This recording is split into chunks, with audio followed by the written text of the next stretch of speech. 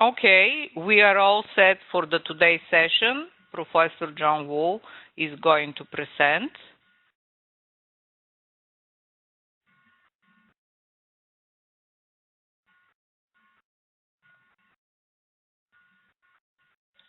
Okay, so it says my screen is too small, so let me just remove the chatting and participants windows. So hi everyone, again, this is Jong-Wook Woo.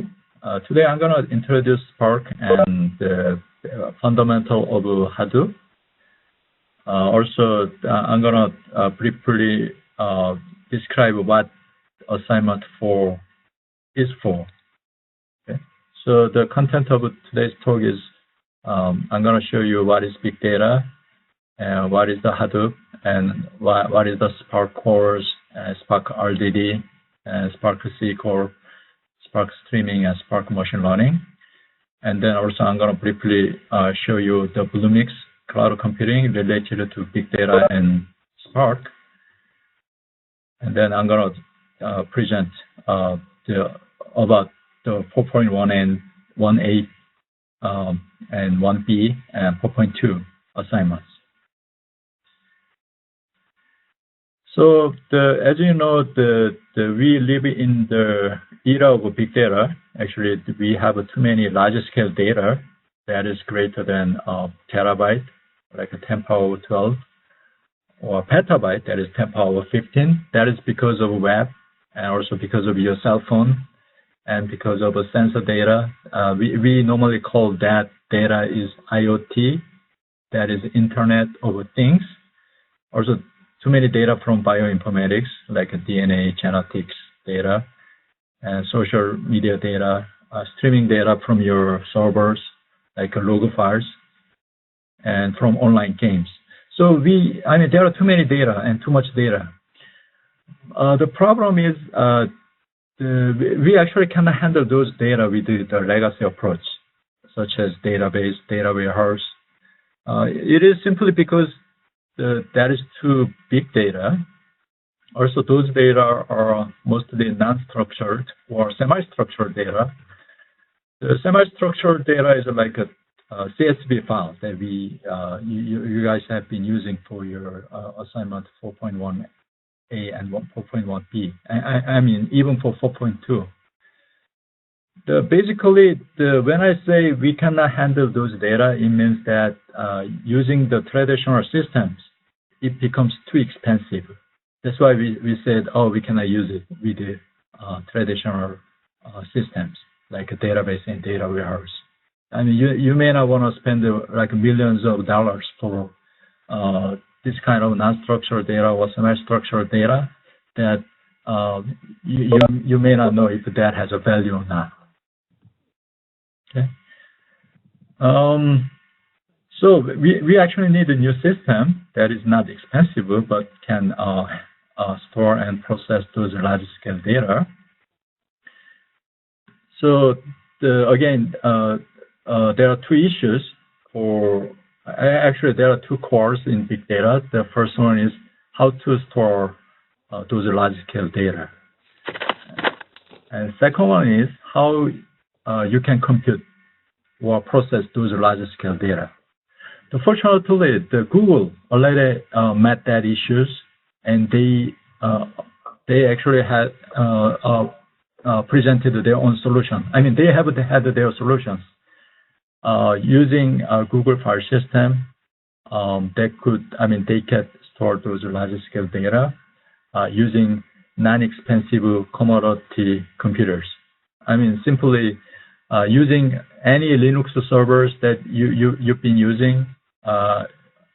You can install Google file system, and then you can store larger scale data. Also, to process those larger scale data, Google actually used MapReduce. That is actually from the popular Lisp, the programming language, mostly used in AI area, like artificial intelligence area, as a part of functional language. And also, these MapReduce tasks are running on parallel computers that actually use non-expensive commodity computers. So since they resolved that issue, the Google actually published their solutions around 2004 to show up how they resolved that issue.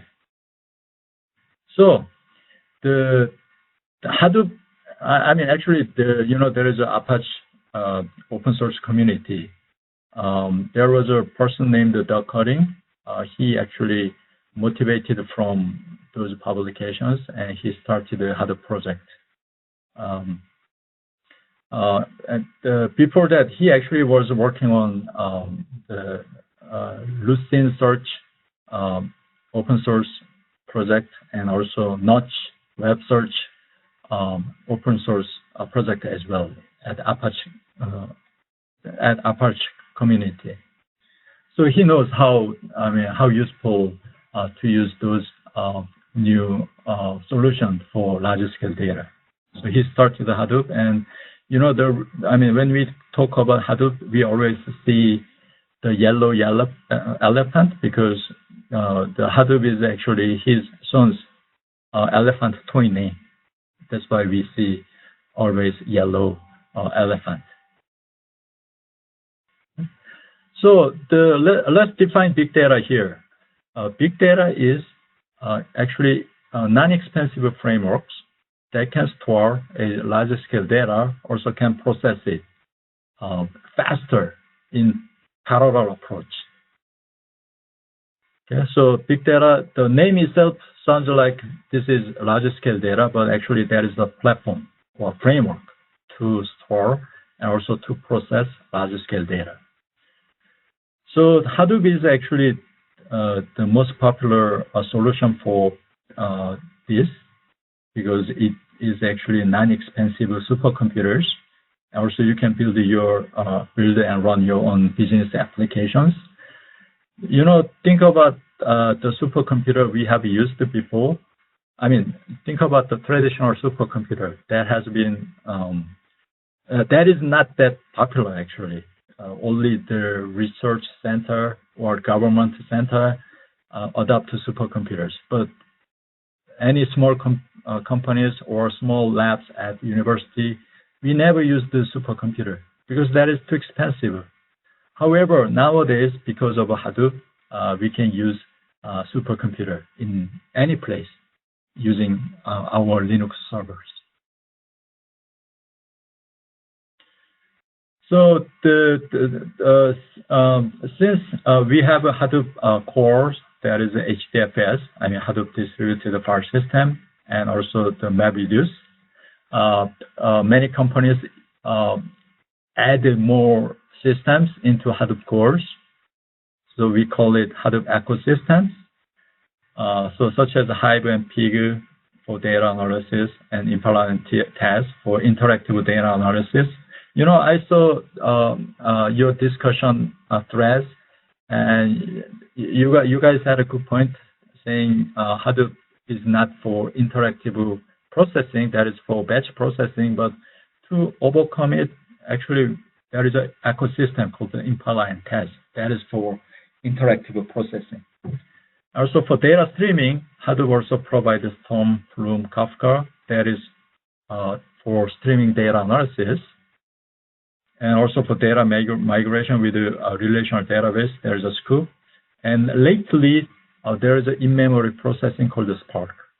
And Spark provides many interactive and data streaming and machine learning functions, actually.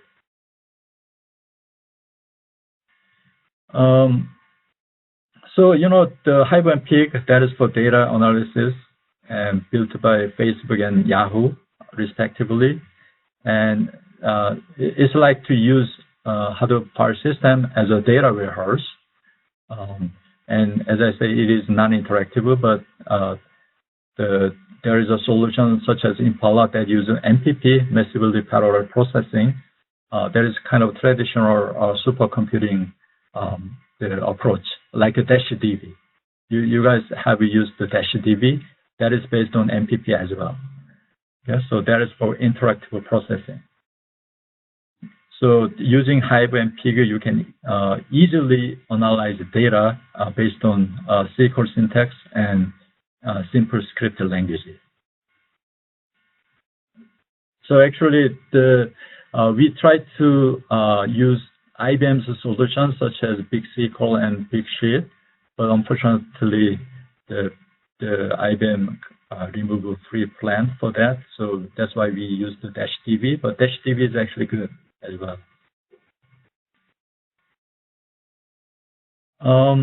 Also, if I show you kind of a structure, the logical diagram of the Hadoop cluster, this is how it looks like. If you have like 9 servers, each server has a Hadoop file system and also the MapReduce tasks. And for Spark, if you install Spark in this Hadoop cluster, you could put Spark Worker for each node. So, this is a server. Each node is server, and the server is mostly resides at rack, right? And each rack is connected through switch, the high-speed switch. But for cloud computing, actually, as you have observed, IBM Bluemix support separated object storage. That is only for data storage, and also it has a separate service, and they are connected through high-speed switch. That is actually kind of the traditional supercomputer approach, but because it provides a really high-speed high-speed switch connection among racks, so it is working like same as this logical diagram actually. So you can, whenever you have more than 4 servers at your site, you can install Hadoop and Spark to for your data analysis or for machine learning for larger scale data. Now let me move to Spark cores. So as you know, the MapReduce has a limit because you mostly need to use Java for programming, and it's not easy. Java is kind of hard. And also, MapReduce is batch processing, even though we have an MPP-based Impala, Tez, and DashDB. Also, the map generate intermediate data that should be stored into disk, local disk, that actually causes performance issues, especially for machine learning, because machine learning need iterative algorithm that keeps reading data from disk, but for larger scale data set, it becomes very slow. It becomes bottleneck. Spark is actually built by UC Berkeley MPLAB using in-memory processing, and that is like mostly 10 to 100 times faster than MapReduce that use network and disk. So Spark, that is definitely faster than Hadoop MapReduce because it is in-memory data processing. But originally, Spark was built in Tachyon file system using Mesos resource manager. But Hadoop has been too popular for last 5 years, so Spark is integrated into Hadoop cluster, and it is kind of working with the Hadoop file system and existing Hive and HBase. Especially for cloud computing, it works with the object storage of Bluemix and Microsoft Azure and Amazon AWS S3. And also, again, since it is in-memory processing, it actually is really good for machine learning, especially for our iterative algorithms. And it also provides Spark SQL that is that is supporting interactive querying. So in Spark, the Spark is based on RDD dataset and transformation and actions functions. And then it provides many APIs, such as Spark SQL and Spark Streaming for streaming data, and machine learning, ML Live, and GraphX for graph processing. Also, it provides Spark R. To use it, we actually need to, it is composed of drivers and workers. Drivers is the client side that is like IPython notebook that you guys have used for assignment 4. And also there's a Zeppelin that is another like a client that you can easily use. Also, it has its own shell, the Spark shell that you can also use as a client. So once you have a code in client, you can submit it to workers that resides at Hadoop cluster, and workers has a Spark executor that is similar to MapReduce tasks, and it can run in cluster or it can run in your local machine. So here is the kind of a logical diagram. So again, there's a Spark client and Spark workers. Spark workers resides at your Hadoop cluster, and the cluster resource is managed by Yarn or Mesos, but mostly in Hadoop cluster it should be managed by Yarn. And Spark worker also has task thread that is actually Spark executor, and block manager is to read and store data. So let's take a look at what is RDD. RDD is a resilient distributed data set. That is actually the kind of fundamental data block for Spark, and you can cache it if you need it again, because the RDD doesn't keep the data set. So if you want to reuse it, you need to cache it to memory. And RDD, there are many kinds of RDD, even though you cannot tell. So that is based on like a lower level that you don't need to worry. But again, RDD can be data stream RDD, schema RDD for SQL, pair RDD for just key value. And RDD is not mutable, so you cannot change the content of RDD. So if you want to change the content of RDD, it means that you have to create a new RDD. That is actually called the transformation. Also, there's a lineage that is to show the history of the object. So if you generate new RDD from old RDD, there is a lineage that shows the tracking of the RDD change.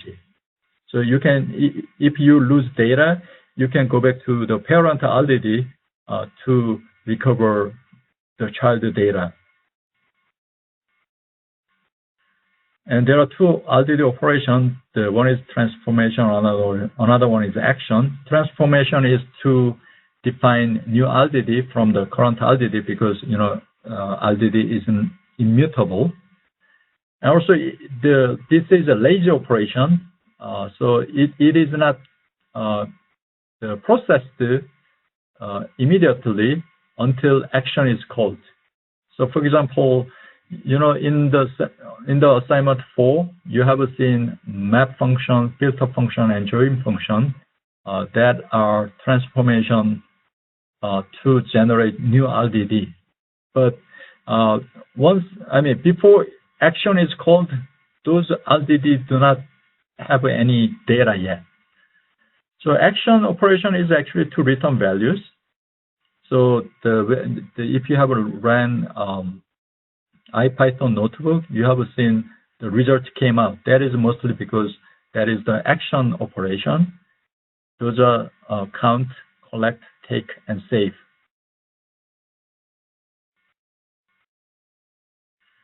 Also, to write up code in Spark, you could use either Scala, Python, or Java.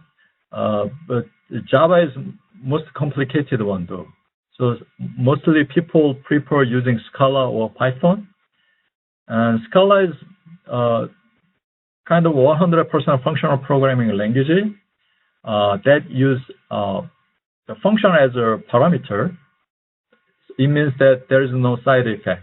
Side effect is most painful issue in parallel programming, but if you use Scala, there is no side effect. Python, that is another popular language for Spark because it provides many libraries. Python has been like tens of years in the world, so it provides many good library with a good visualization and good machine learning. Okay? So there are two people who use either Scala or Python. At this moment, Python is more popular. Maybe in the future, Scala will be popular. Now let me move to the Spark libraries such as SQL and streaming and machine learning. Spark SQL, that is to use the SQL syntax for Hive and for data itself, especially by using data frame. Data frame is nothing else but to kind of convert the data set to table in memory, so you can easily use SQL syntax to analyze data in data frame. Spark streaming is to process streaming data. So there's a RDD for Spark streaming called the dstream, and it actually needs to use Windows to take certain area of the streaming data because it is actually to simulate real-time streaming data analysis, but that is not real. So you need a window to take some data from streaming data. And machine learning library that provide many good the APIs such as for sparse vector support, decision tree, linear and logistic regression, etc. For your 4.2, there is a logistic regression model that you could check if your the heater, the air conditioner works well on that. And now let me move to Bluemix Cloud Computing. To use Spark, there are many the cloud computing approach. Actually, Databricks, that is the company built by UC Berkeley Amp Labs.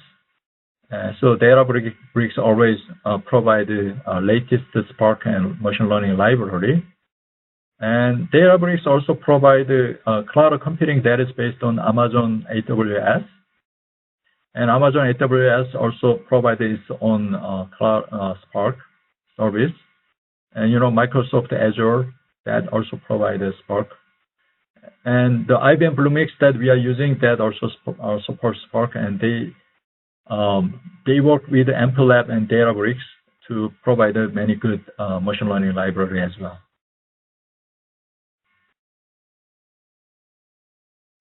So as I said, the IBM Bluemix, we try to use a BigSQL and BigSeed that is part of a Big Insight as a Hadoop cluster, but because of IBM's restriction, we couldn't use it. But still, we can use Spark in Bluemix. For the computing, you have to create a service such as Spark service, Big Insight service, or DashDB or data analysis service. But to store data, you actually need to use object storage that is connected to service with a high-speed switch. As I said, that is the traditional approach, but because of a high-speed network, that actually is close to Hadoop cluster that we call data-intensive computing, but I'll mention it later. For the assignments, 4.1a, that is actually a very, very fundamental assignment. I mean, this is just for you to get familiar with how to use Bluemix for Spark service and object storage. So what you guys have done or are doing is to create a Spark service in the beginning. And also you need to create an object storage to store data, to store your files. And also the object storage has a container that is like folder or directory. So in our assignment, we use notebook that starts with a small lowercase letter n, not the capital letter N. But you can use any folder name, any container name. So you can only change the code of Spark to use that folder because it is case sensitive. And also this assignment is for using IPython notebook, or you can call it Jupyter. So once you load the first IPy notebook tutorial 1, then you can see the Spark code within a cell, and then each cell you can run to see the result. Also, you need a file, right? So we have a sample data set named 2005_1.csv. That is the typical log file. So at your Spark, especially at Jupyter, IPython notebook, you can read it using SCC, like a Spark context.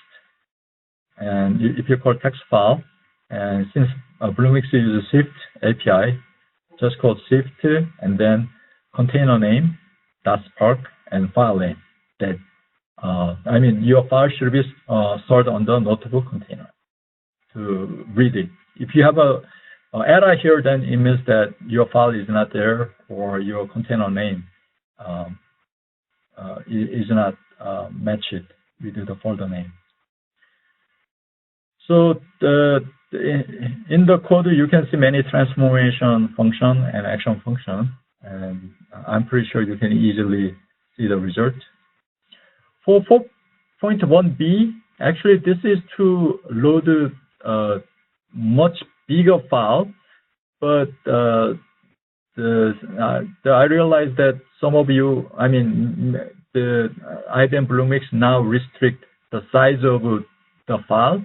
So I just uploaded 2005.csv file in the size of 159 megabytes, but originally it is like a 2 gigabyte file.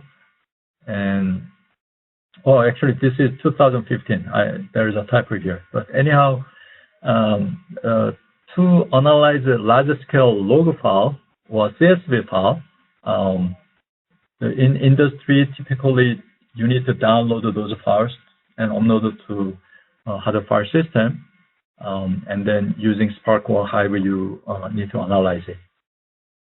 Okay? So for tutorial 2, you need to start testing it with the sample data, and then if it works well, now you upload the 2015.csv file and test it.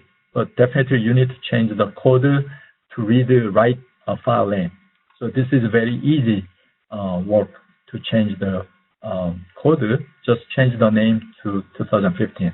Also make sure the container is the right container that contains this file. Okay.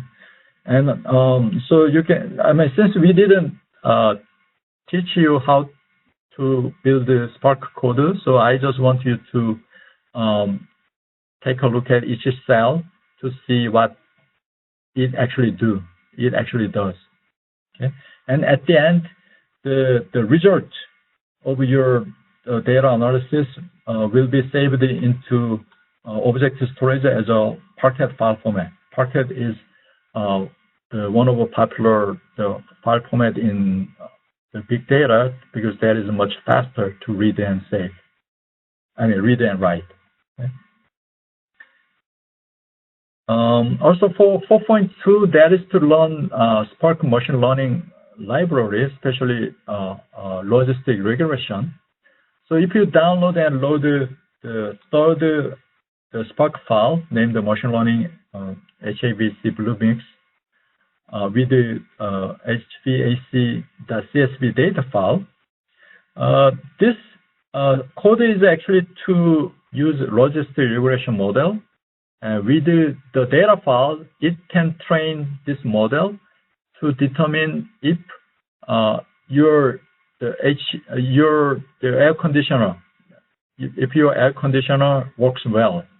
So for example, in this table, you see there's a target temperature and actual temperature. As you see, target temperature is 66, but its actual temperature becomes 58. So it is much hotter. No, it's much cooler than you expected. So in this case, the label becomes 0. But if the actual temperature is much higher than target temperature, the label becomes 1. That means it is much hotter than you expected. So the basic idea of this assignment is to train your logistic regression model with the existing data set. Then based on your system ID and system age here, then when you enter new the system age and system ID and system age, you can, your model will tell you if your system can be hotter than you expected or cooler than you expected. So you can kind of predict how your system works based on system ID and system age. That's what we are doing. So if we run it, then I'm pretty sure it becomes very interesting.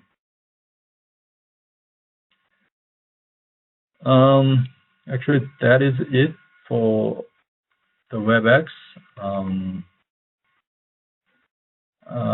Do you have any question?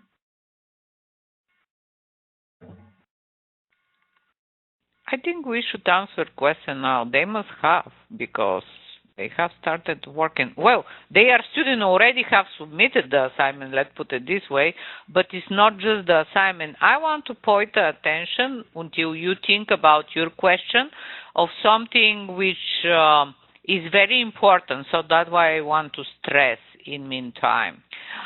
The instruction you find in this class are quite, let's say, extensive and detailed.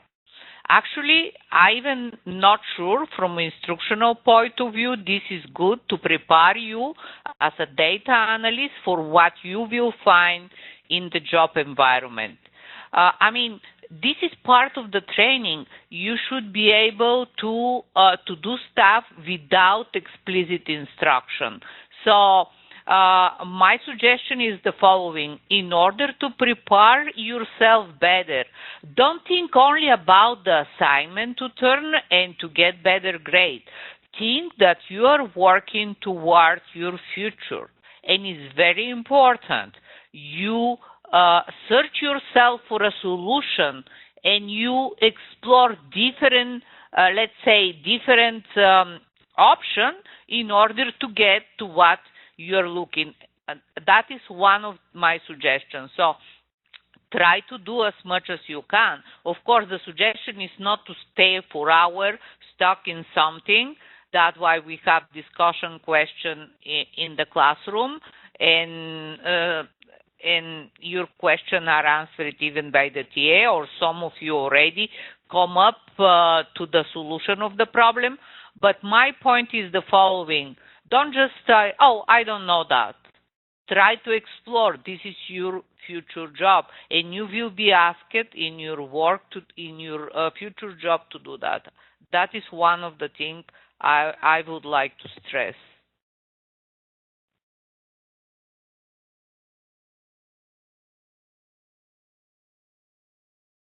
Any questions?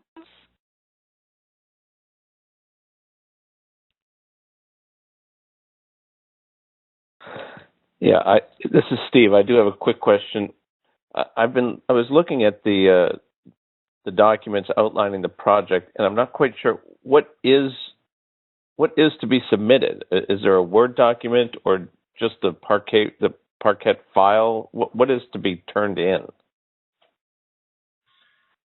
You don't need to turn in the Parquet file.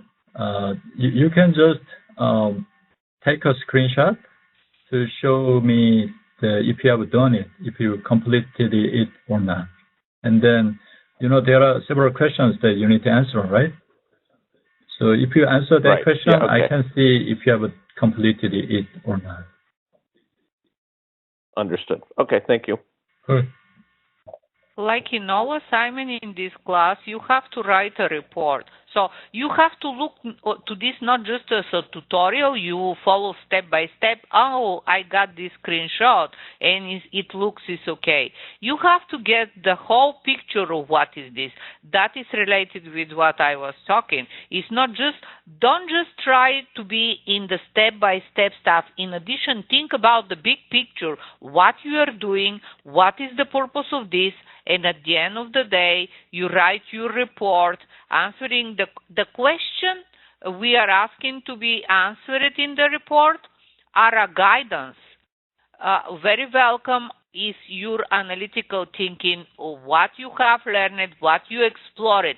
Explain us what you understand for what you are doing, not just following the step by step and the screenshot, because at the end of the day, we want that you learn something useful.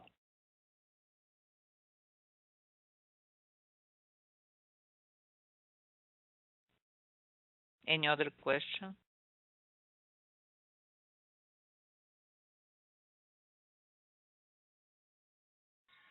There are many people who knows about big data clearly with Spark. So this is a great chance for you to ask any question. That should be useful for your future career and current job as well. Professor Elena, at some point, will you do a WebEx to talk about the group project at some point?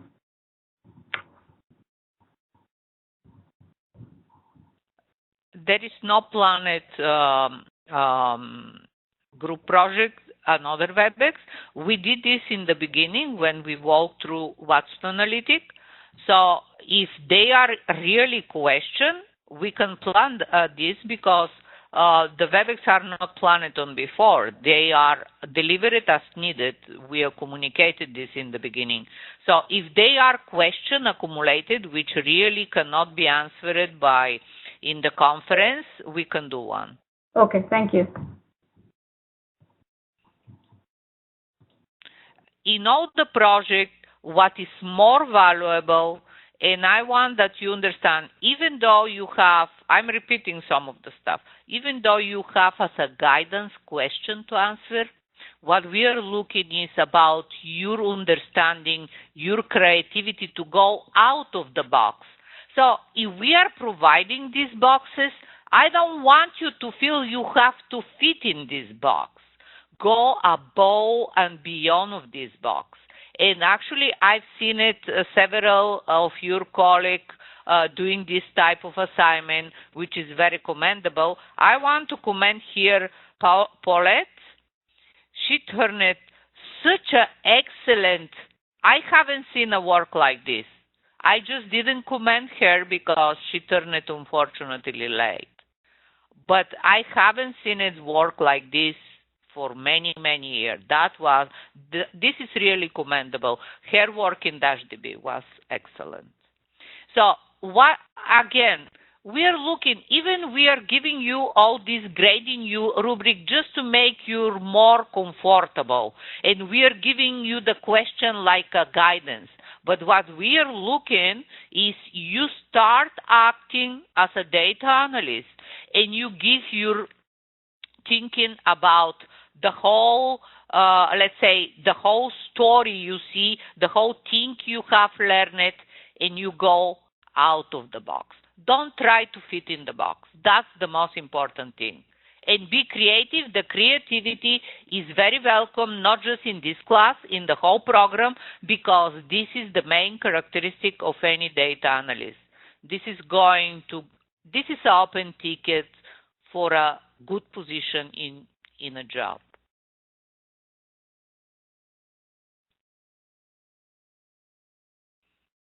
More questions?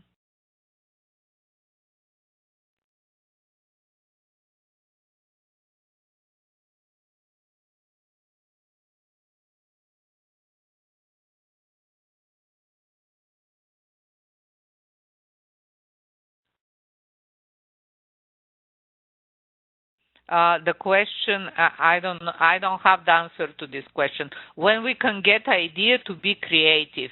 Creativity comes with preparation, with open of the box. I can give some article, I can post an article as a guidance, but we cannot teach creativity even in a single class. They are during many career classes in critical thinking, but this creativity comes not only with the critical thinking. Critical thinking is one part of the creativity. Creativity comes with accumulated knowledge in certain area and thinking out of the box. I mean, not prescription. I have to fit in this box. But I cannot teach this in a single class. There are many different exercises you can do. I will provide some references as a guidance to this, and hope this will be helpful. For instance, let's put an example. One of your colleagues, Donald, he turned the previous assignment, which was in DashDB. He also did excellent work. He went above and beyond. He didn't do the work with Twitter. I don't remember the data he used it, but he used it. I can look and summarize in the class, because he turned it much before the extension. His work was graded much before that, and I can tell you was really original work, not following what we did in the class and the script given to run the Twitter data. He used different data, and he used two different machine learning algorithms to get insight from his data. That is what I mean above and beyond and go out of the box. Of course, if you at least fit in the box, it's going to be okay.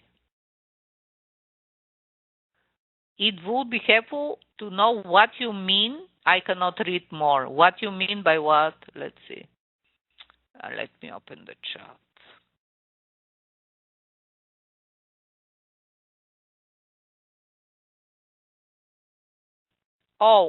Bonita, I'm talking about two different things. I'm talking about what people have done it. Right now I'm talking about what Paulette did in her project, what Donald did in his project, not about article. When I mention article, I'm going to post an article like a guidance to open mind what we mean by this.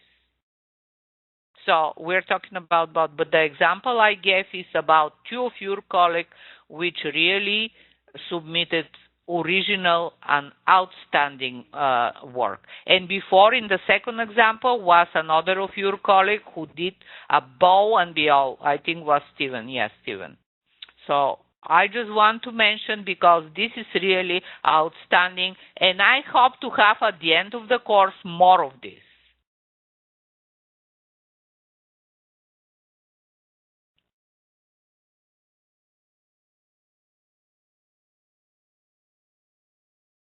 More questions?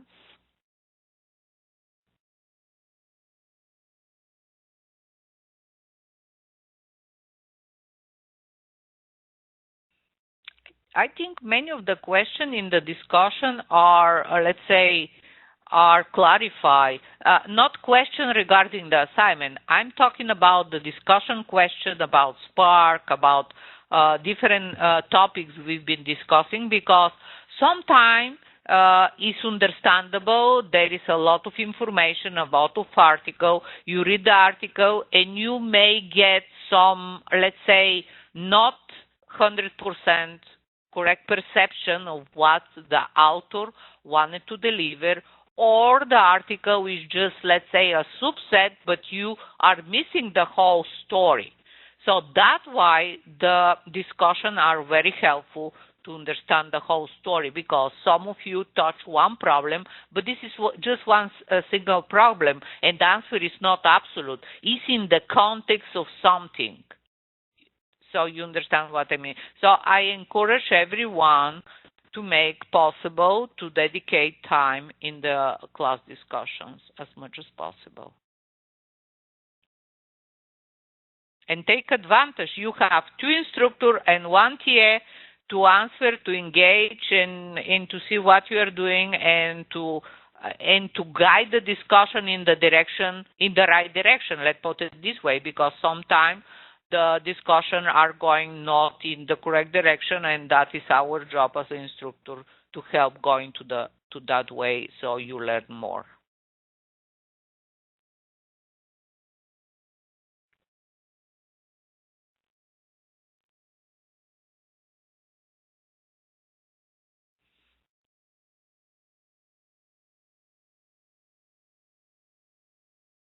I want to talk only about positive things today, because they are one negative stuff which I find out.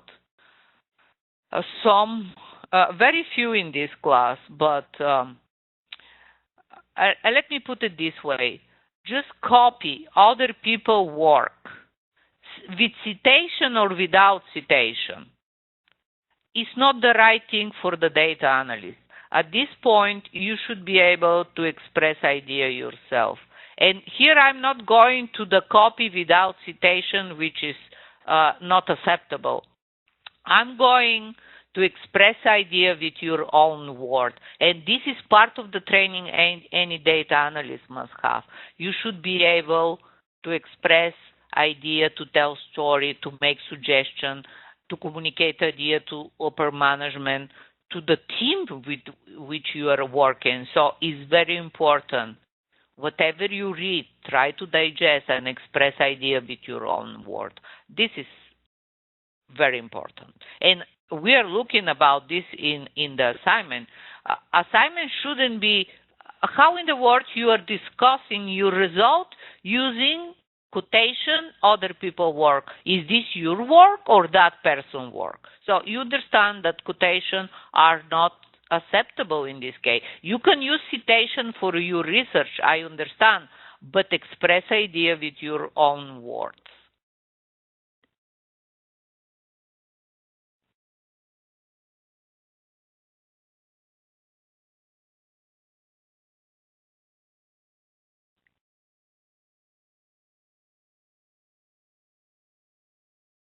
Any other question?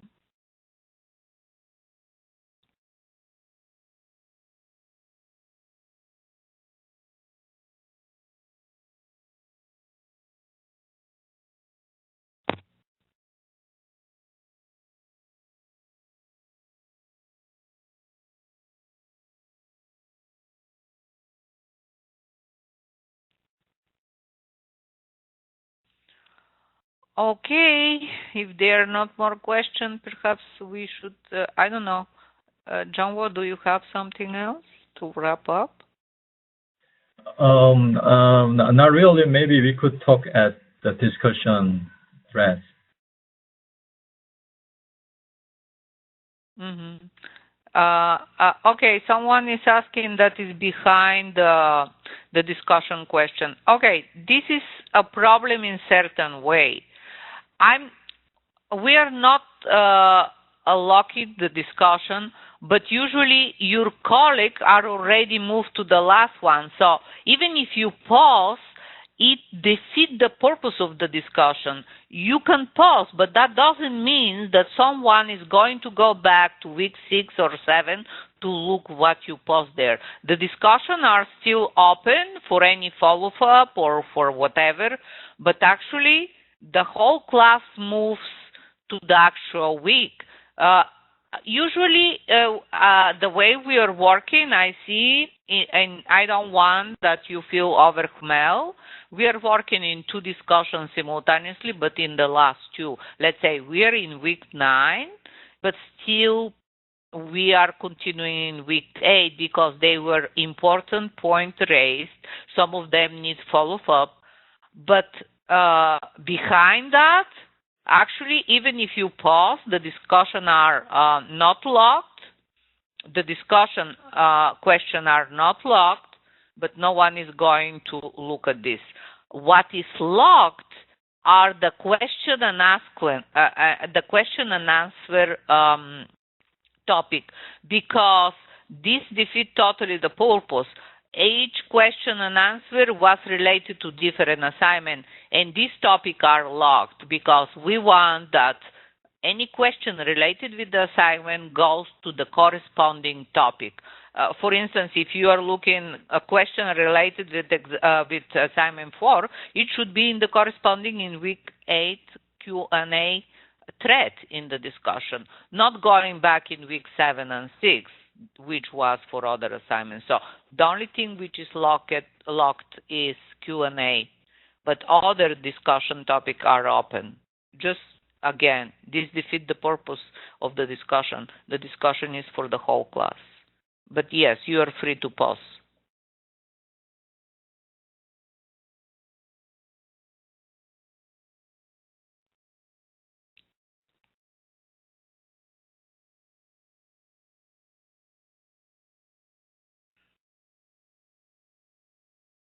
More questions?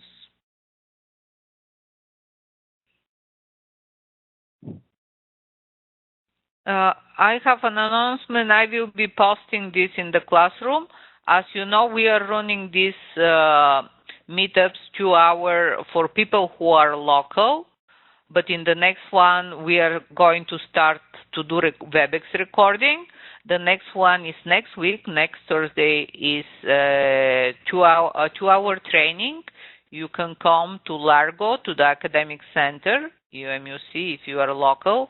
If not, I'm going to record and to share with everyone who is not local and want to see. But training is actually better work if you can go in person. It's 2-hour training introduction to Python for people who doesn't, and it's for programmers.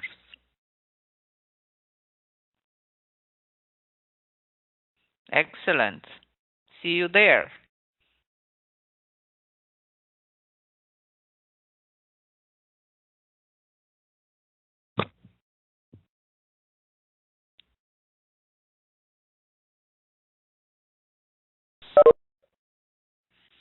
Okay, I see there are not more questions, so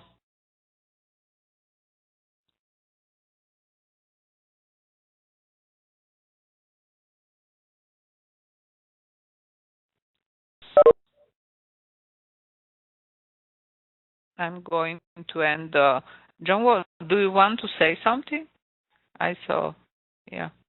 Oh, not really. I just want to say, if students take Python data science, that should be great for moving to Spark. Yeah. That is the part. And we are running this meetups with Big Data University of IBM. So we will be continuing. I have some update for you personally after that. Even though you are not local, we've been running this locally. That's why I didn't engage you directly. But the following one, we are going to do more WebEx on them. So you will be more engaged then, even though you are in the West Coast. That should be amazing. Yep. Okay, guys, I will stop recording and wish everyone wonderful.